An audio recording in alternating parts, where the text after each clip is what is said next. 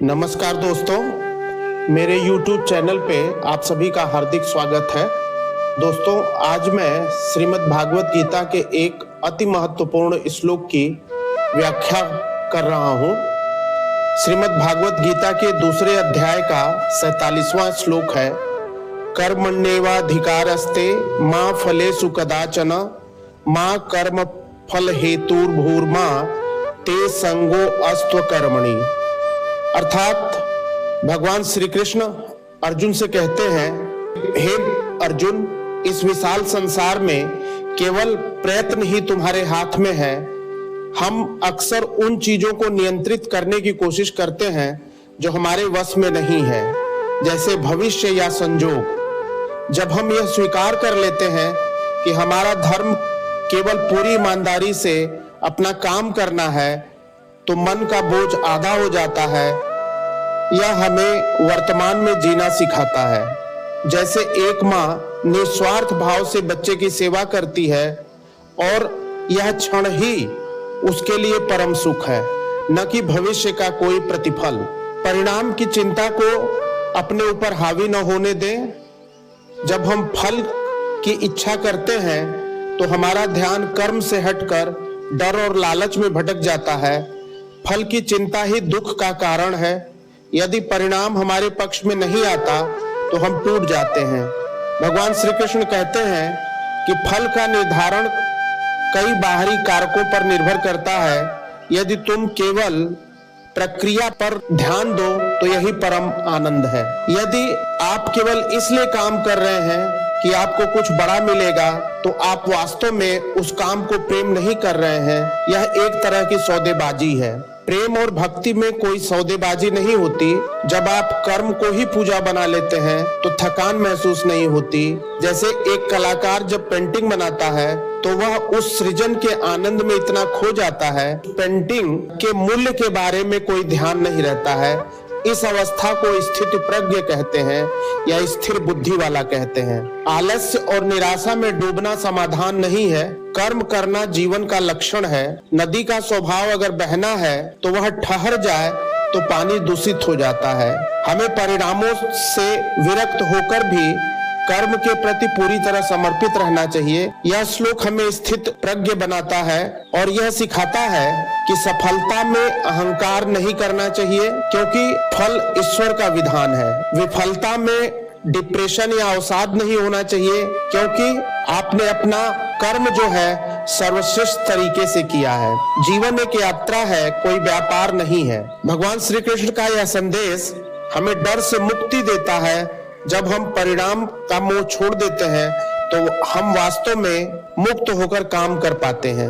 जब तक मनुष्य स्वयं को कर्ता मानता है, वह कर्म के चक्र में फंसा रहता है। अध्यात्म कहता है कि तुम एक निमित्त मात्र हो। शक्तियां ईश्वर की है, शरीर प्रकृति का है, तुम तो बस एक माध्यम हो।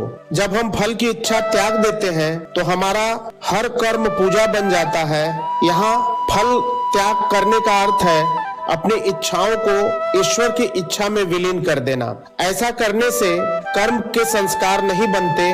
जैसे भुना हुआ चना या भुना हुआ बीज कभी अंकुरित नहीं होता है, वैसे ही बिना फल की इच्छा के किया गया कर्म मनुष्य को जीवन मृत्यु के चक्र से मुक्त कर देता है। दोस्तों, जब आप फल की इच्छा छोड़ देते हैं तो आप सफलता और विफलता दोनों में एक समान रहते हैं। आध्यात्मिक उन्नति की कसौटी यही है कि क्या आप विपरीत परिस्थितियों में भी शांत रह सकते हैं। यह स्थिति मनुष्य को स्थिर बुद्धि देती है, यानी स्थित प्रज्ञ बनाती है। अपने कार्य को पूरी एकाग्रता से करना चाहिए। कार्य के परिणाम को ईश्वर को सौंप देना चाहिए। परिणाम चाहे जो भी हो, उसे प्रसाद समझकर स्वीकार करना चाहिए। याद रखें कि आप अपनी सफलताओं या विफलताओं से बड़े हैं। सफलता एक घटना है, आपका अस्तित्व नहीं है।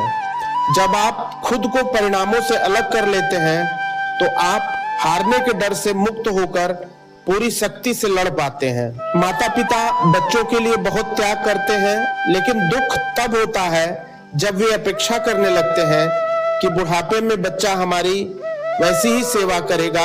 यदि माता पिता इसे अपना कर्तव्य मानकर करें और परिणाम ईश्वर पर छोड़ दें तो उनके बीच का तनाव खत्म हो जाएगा और यह रिश्ता जो है पवित्र बन जाएगा। आज के समय में डिप्रेशन का सबसे बड़ा कारण, अवसाद का सबसे बड़ा कारण परिणाम की चिंता है। क्या होगा अगर मैं हार गया? दर्शन कहता है हार जीत तुम्हारे हाथ में नहीं, इसलिए उसके बारे में सोचकर समय व्यर्थ न करो, पूरी ऊर्जा वर्तमान में लगा दो। जब हम फल की चिंता छोड़ते हैं तो हमारे अंदर धैर्य पैदा होता है। हम कठिन समय में भी विचलित नहीं होते हैं क्योंकि हमारा ध्यान हल पर होता है, समस्या पर नहीं। जैसे एक माली का काम केवल पौधों को पानी देना और उनकी देखभाल करना है। फूल जब खिलेगा कितना बड़ा होगा यह प्रकृति के हाथ में है। यदि माली फूल न खिलने के डर से पानी देना छोड़ दे तो वह अकर्मण्य हो जाएगा और पौधा सूख जाएगा। बच्चों की परवरिश या बड़ों की सेवा को भविष्य के निवेश की तरह न देखें। जब आप इसे अपना कर्तव्य समझकर करते हैं तो परिवार में निस्वार्थ प्रेम जन्म लेता है। समाज में मदद करते समय नाम या प्रसिद्धि की इच्छा न रखें। जब हम इसको त्याग देते हैं तो समाज में एक सकारात्मक ऊर्जा पैदा होता है और उससे दूसरों को प्रेरणा मिलती है। जब आप फल की चिंता छोड़कर निस्वार्थ भाव से परिवार और समाज के लिए योगदान देते हैं तो आप एक रोल मॉडल बन जाते हैं। और याद रखिए, एक जलता हुआ दीपक ही दूसरे बुझे हुए दीपकों को जला सकता है। दोस्तों, एक वृत्तांत प्रस्तुत करता हूँ। संत एकनाथ जी जब एक बार काशी से गंगा जल लेकर रामेश्वर जा रहे थे, उस समय गंगा जल को पैदल लेकर के रामेश्वर जाना और शिवलिंग पर अर्पित करना बहुत ही पुण्य कर्म माना जाता था। महीनों की कठिन यात्रा के बाद जब वे रामेश्वरम के करीब पहुंचे तो उन्होंने देखा कि एक गधा प्यास से तड़प रहा था। वह भीषण गर्मी में दम तोड़ने ही वाला था। एकनाथ जी ने एक क्षण भी नहीं सोचा और अपने कांवड़ का पवित्र गंगा जल उस गधे को पिला दिया। उनके साथी बोल पड़े, अरे यह आपने क्या किया? वर्षों की मेहनत और तपस्या व्यर्थ कर दी। अब आप शिवलिंग पर क्या चढ़ाएंगे? आपका फल तो नष्ट हो गया। एकनाथ जी मुस्कुराए, बोले, मेरा अधिकार केवल कर्म पर था, फल पर नहीं। इस प्यासे जीव की सेवा ही इस समय मेरा सबसे बड़ा कर्म था, सबसे बड़ा धर्म था। यदि मेरा कर्म सच्चा है तो मेरे ईश्वर ने इस गधे के रूप में वह जल स्वीकार कर लिया है। और यह कहते हुए उसी क्षण उन्हें भगवान शिव के दर्शन हुए। इससे हमें सीख मिलती है कि फल की चिंता किए बिना किया गया कर्तव्य ही सबसे बड़ा आध्यात्मिक उपलब्धि है। दोस्तों, एक और प्रसंग है। राजा जनक को विदेह कहा जाता था क्योंकि वे राजा होते हुए भी एक योगी की तरह रहते थे। एक बार किसी ने उनसे पूछा, महाराज, आप इतने बड़े साम्राज्य के स्वामी हैं, सुख सुविधाओं में रहते हैं, फिर आप कर्म योगी कैसे हुए? उसी समय महल के सेवक ने दौड़कर सूचना दी, महाराज, महल के एक हिस्से में भीषण आग लग गई है और वह आपकी ओर बढ़ रही है। महल में मौजूद अन्य विद्वान और दरबारी अपने कीमती सामान और वस्त्र बचाने के लिए भागने लगे, लेकिन राजा जनक शांत बैठे रहे। जब आग बुझ गई और सब वापस आए तो उन्होंने देखा कि राजा जनक अपनी जगह से नहीं हिले। उन्होंने पूछा, आपको डर नहीं लगा? आपका सब कुछ जल सकता था। राजा जनक ने विनम्रता से कहा, महल मेरा नहीं है, यह प्रकृति की अमानत है। मेरा अधिकार केवल राजकाज चलाने के कर्म पर है। आग लगना या महल का बचना फल है जो मेरे नियंत्रण में नहीं। जो मेरा है ही नहीं उसे खोने का दुख कैसा। तीसरा प्रसंग मैं आपके सामने प्रस्तुत करता हूँ। सुदामा जी की भेंट जब भगवान श्री कृष्ण से हुई तो उनके मन में विचार नहीं था कि भगवान कृष्ण उन्हें धनवान बना देंगे।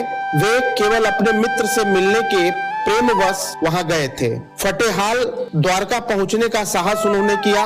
उन्होंने भगवान कृष्ण से कुछ नहीं मांगा, यहाँ तक कि वे चावल की पोटली भी संकोच में छुपा रहे थे। चूंकि सुदामा जी ने फल की इच्छा नहीं की थी, इसलिए उन्हें वह सब कुछ मिला जिसकी कल्पना भी नहीं की थी उन्होंने। दोस्तों, इसी तरह से माता सबरी का पूरा जीवन इस श्लोक की एक सुंदर व्याख्या है।